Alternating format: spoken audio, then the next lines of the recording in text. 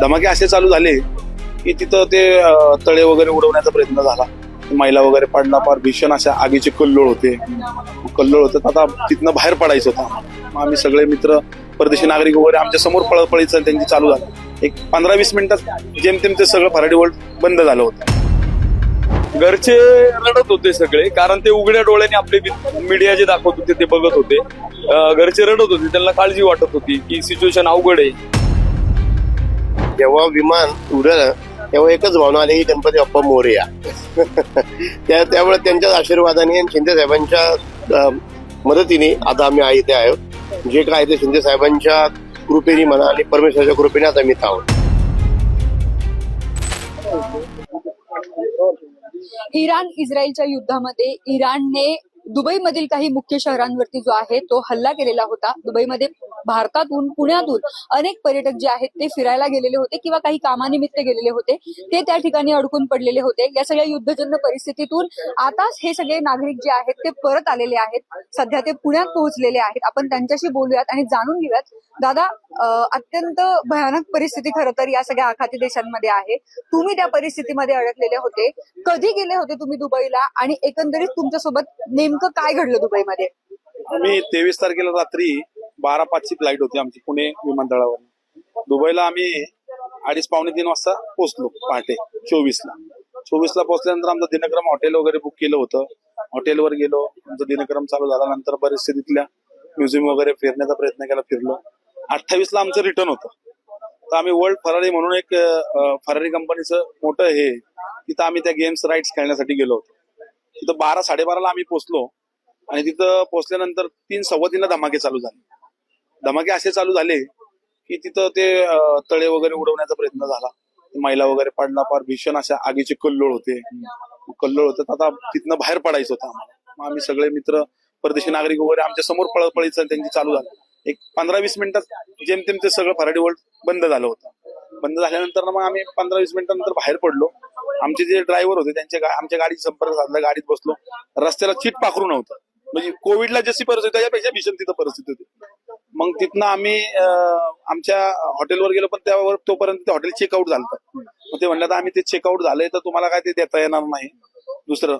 मग परत आमचा एक मित्र आहे तिथं, त्यांच्याशी बोललो. मग त्यांनी ते दुसरं हॉटेल आमच्यासाठी आयोजित केलं. अरेंज केल्यानंतर ना आम्ही तिथं गेलो. तिथं पोहोचल्यानंतर बरं दुबई हे ठिकाण होतं. मग ते असं काढल्यानंतर आम्हाला रात्री 12:30-1:00 त्या अलार्मचे मेसेज चालू झाले. म्हणजे हल्ले पाडायला लागले, बॉम्ब पाडायला लागला असे. आणि पुण्यातले आपल्या भारतीय तिथं आपल्या मीडिया नाहीयेत, त्यांच्या लोकल मीडियात. पण त्या काय आपल्याला भाषा समजत नाही किंवा त्या अरेबियन भाषा आहेत त्या समजत नाही. आणि आपल्या इंटरनॅशनल पण न्यूज नाहीयेत तिथं. मग आम्ही ज्यावेळेस हॉटस्पॉट वायफायच्या माध्यमातून आम्ही बघायचो की असं परिस्थिती. मग घरचे पॅनिक झाले. काय तर आमचं ते 28 तारखेचं फ्लाईट कॅन्सल झालं होतं, ते 2 तारखेवर गेलं. मग दुसऱ्या दिवशी आम्ही 1 तारखेला एम्बेसीला जाण्याचा प्रयत्न केला, पण रविवार असल्यामुळे ते एम्बेसी बंद होती. तर आमचे हे मित्र सिद्धेश्वर जाधव यांचे एक मुंबईचे मित्र आहेत, सुमितजी वजाळे साहेब म्हणून. त्या वजाळे साहेबांशी संपर्क साधला की साहेब आम्ही असं अडकलेलो आहे, अशी परिस्थिती झाली. मग त्यांनी शिंदे साहेबांना कॉन्फरन्सवर घेतलं. मग शिंदे साहेबांनी आम्हाला डायरेक्ट व्हिडिओ कॉल केला. मग ह्यांच्याशी आमच्याशी सगळ्यांशी बोलले की तुम्ही काय घाबरू नका, मी तुम्हाला नेण्याची व्यवस्था करतो, तुम्ही काही पॅनिक होऊ नका. मग शिंदे साहेबांनी तिथं एक डॉक्टर संजय पैठणकर म्हणून त्यांना आमच्याकडे पाठवलं. ते 10 ते 15 मिनिटात आमच्याकडे आले. मग त्यांनी एकदम आम्हाला म्हणजे आम्ही भयभीत झालो होतो. मग त्यांनी आम्हाला न्यूट्रल केलं, काही टेन्शन घेऊ नका, काय वातावरण नाही, एकदम सुरळीत वातावरण आहे.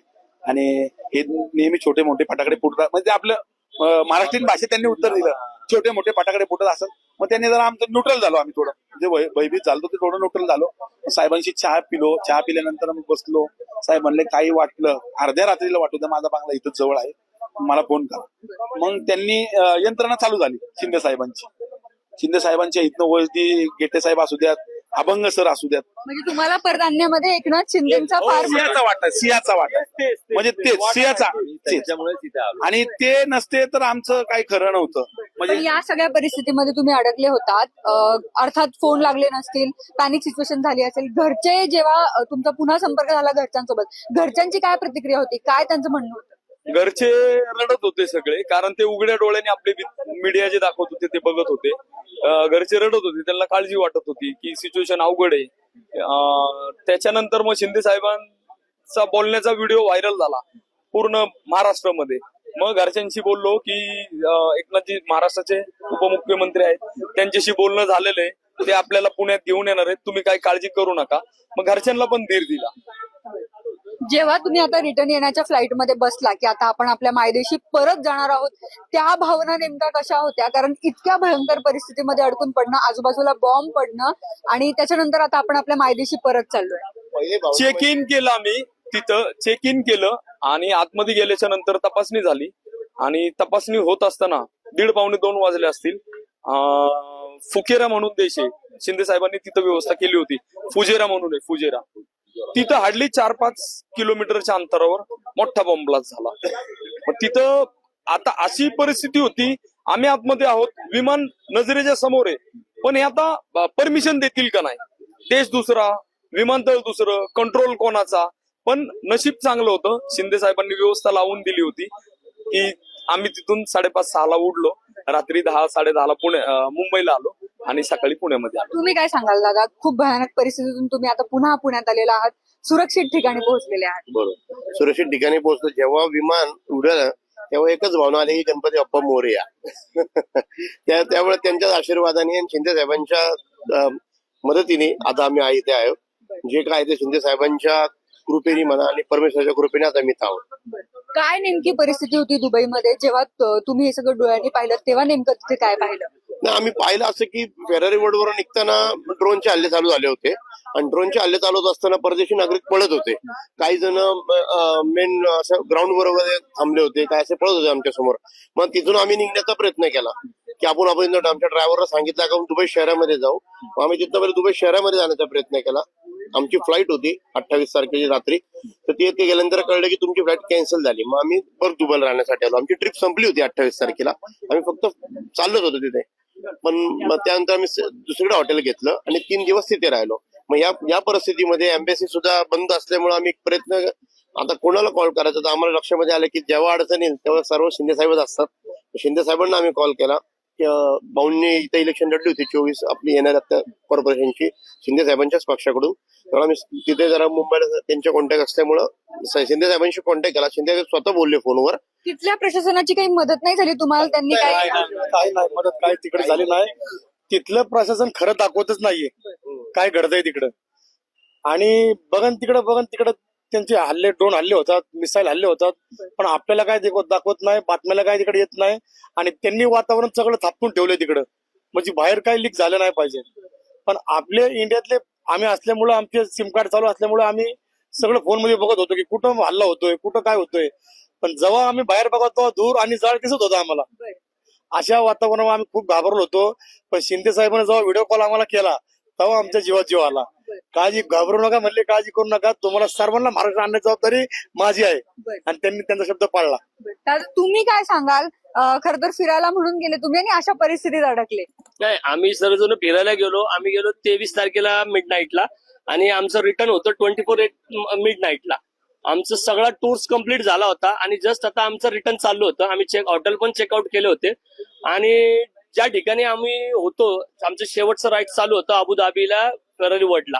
तर आमच्यापासून 12 किलोमीटर वरतीच पहिला स्फोट झाला आणि त्या ठिकाणी मग सगळं पॅनिक व्हायला सुरुवात झाली.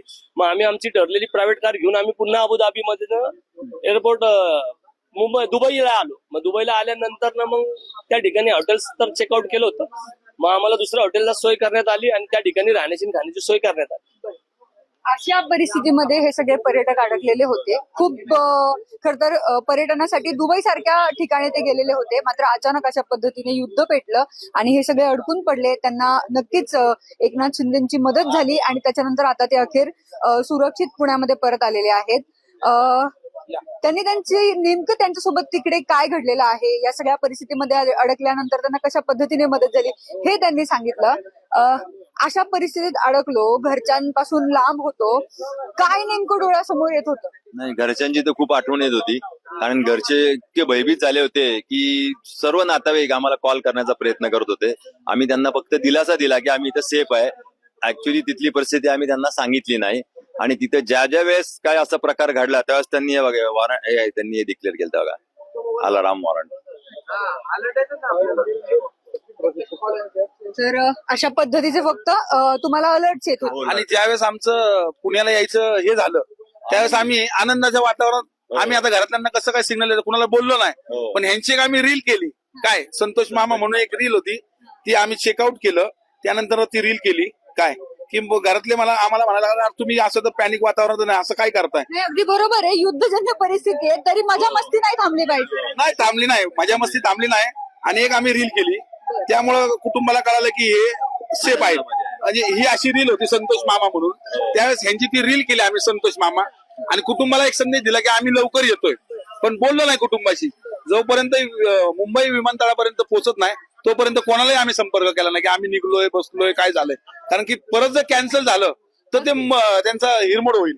त्यामुळे आम्ही तसं काही केलं नाही. आणि फक्त संतोष मामाच्या रीलवरनं घरातल्यांना एक सिग्नल दिला की आनंदी आहे आहो मी, तुम्ही काही घाबरायचं कारण नाही. कारण की आमच्या घरात आम्ही सगळे करते पुरुष आहोत घरातले, तर आमच्या महिला मंडळ असू द्यात, आई वडील असू द्यात, तिथनं व्हिडिओ कॉल केला की ते अश्रू ढाळायला चालू करायचे. ज्यावेळेस आमचं कन्फर्म झालं त्यावेळेस आम्ही ही रील बनवली, नक्कीच. आणि आमचे चेहरे म्हणून त्यांनी इतकी खुश केली की 100% यांचं काम इथनं निघण्याचं झालेलं आहे. नक्कीच. युद्धजन्य परिस्थितीत अडकले तरी पुणेकर आपली मजा मस्ती काही थांबवत नाही, हे यांच्या या रील वरून पाहायला मिळतंय.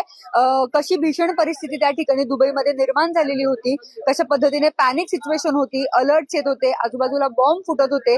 या सगळ्या गोष्टी फेस करून आता अखेर हे सगळे पुणेकर नागरिक दुबईवरून पुण्यात परतलेले आहेत आणि त्यांनी त्यांचा अनुभव लोकमतशी शेअर केलेला आहे. या सगळ्या व्हिडिओ बाबत तुम्हाला नेमकं काय वाटतंय? सगळ्या पर्यटकांनी जे काही घटना फेस केलेल्या आहेत त्याबद्दल तुमचं मत नेमकं काय आहे हे आम्हाला कमेंटमध्ये सांगायला विसरू नका. शगुफ्ता शेख, लोकमत.com, पुणे.